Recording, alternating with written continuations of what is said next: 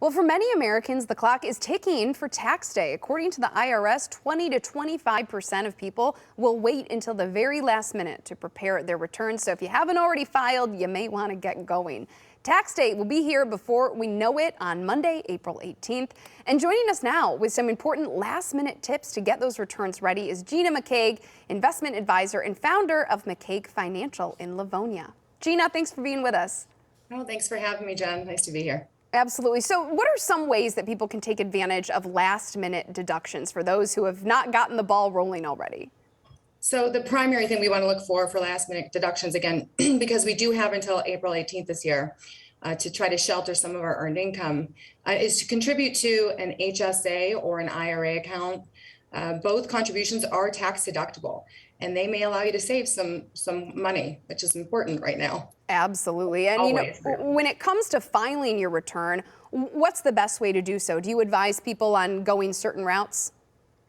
Well, it's overall, let's say there's an old school way and then there's a new school way, right? In this case, we need to throw out the number 2 pencil and get a little more efficient when we're filing, because it's proven the safest way is to file digitally. It also offers other opportunities like the ability to track the status of your return.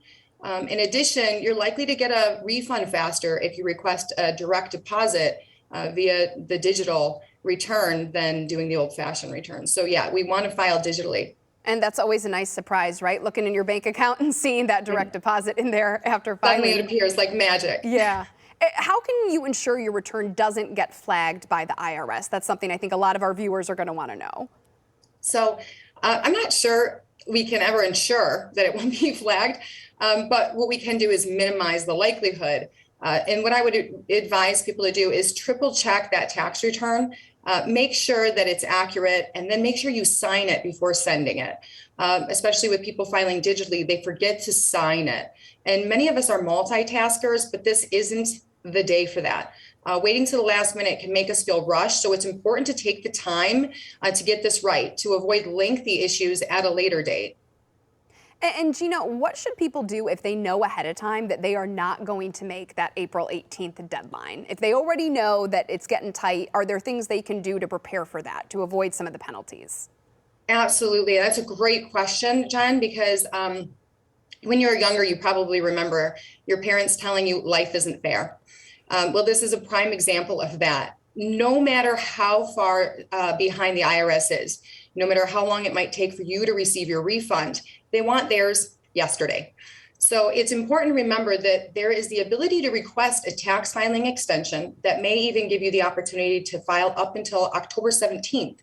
However, if you owe taxes, the estimated tax bill is still due on April 18th.